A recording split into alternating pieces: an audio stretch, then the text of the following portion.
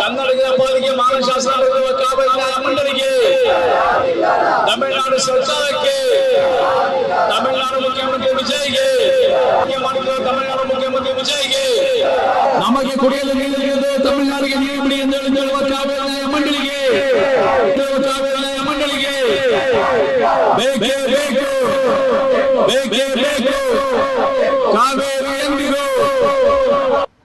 ನಾವು ನಮ್ಮ ಕರ್ನಾಟಕಕ್ಕೆ ಕಾವೇರಿ ನೀರು ನಿರ್ವಹಣಾ ಸಮಿತಿಯಿಂದ ಮಂಡಳಿಯಿಂದ ಹೊರಬಿದ್ದಿರುವ ತೀರ್ಪಿನ ವಿರುದ್ಧ ನಾವು ಇವತ್ತಿಂದ ಒಂದು ಧರಣಿ ಸತ್ಯಾಗ್ರಹವನ್ನು ನಾವು ಪ್ರಾರಂಭ ಮಾಡ್ತಾ ಇದ್ದೀವಿ.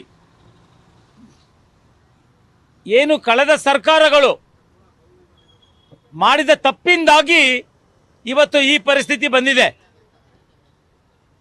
2024 ಸಿದ್ದರಾಮಯ್ಯವರು ಮುಖ್ಯಮಂತ್ರಿ ಆದಂಥ ಸಂದರ್ಭದಲ್ಲಿ ಇದೇ ರೀತಿಯಾದಂತಹ ಕಾವೇರಿ ನೀರು ನಿರ್ವಹಣಾ ಮಂಡಳಿ ಪ್ರತಿದಿನ 6,000 ಕ್ಯೂಸೆಕ್ಸ್ ನೀರು ಬಿಡಲಿಕ್ಕೆ ಹೇಳಿದಂಥ ಸಂದರ್ಭದಲ್ಲಿ ನಾವು ಇದೇ ಸ್ಥಳದಲ್ಲಿ ಸತತವಾಗಿ 100-125 ದಿನಗಳ ಕಾಲ ನಾವಿಲ್ಲಿ ಎಲ್ಲ ಮೈಸೂರು ಪ್ರತಿಯೊಬ್ಬರು ಕೂಡ, ಎಲ್ಲ ಸಾಹಿತಿಗಳು, ಎಲ್ಲರೂ ಪ್ರಮುಖರು ಕೂಡ, ಎಲ್ಲ ಸಂಘ ಸಂಸ್ಥೆಯವರು ಪ್ರತಿಯೊಬ್ಬರು ಕೂಡ ಬಂದು ಈ ಸಂದರ್ಭದಲ್ಲಿ ಧರಣಿ ಮಾಡಿ ಸರ್ಕಾರಕ್ಕೆ ಸೂಕ್ತ ಸಲಹೆಗಳನ್ನು ನೀಡ್ತಾ ಇದ್ರು. ಎಲ್ಲರೂ ಕೂಡ ಬಂದು ಮಾತಾಡಿದ್ದಾರೆ, ಮನವಿನೂ ಕೂಡ ಮಾಡಿದ್ದಾರೆ. ಕಾವೇರಿ ನದಿ ಜೀವ ನದಿ ಕರ್ನಾಟಕಕ್ಕೆ, ಇದ್ರ ಬಗ್ಗೆ ಉದಾಸೀನ ಮಾಡಬೇಡಿ, ಈಗಲೇ ಎಚ್ಚೆತ್ಕೊಳ್ಳಿ.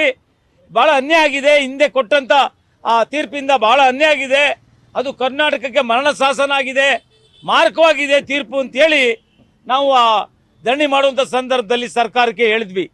ಶಾಶ್ವತ ಪರಿಹಾರ ಆಗಬೇಕು, ಅದಕ್ಕೋಸ್ಕರ ದೊಡ್ಡ ಮಟ್ಟದಲ್ಲಿ ಹೋರಾಟ ಆಗಬೇಕು. ಆ ಹೋರಾಟ ನಾವು ಯಾರು ಮಾಡ್ತಾರೋ ಬಿಡ್ತಾರೋ ಗೊತ್ತಿಲ್ಲ.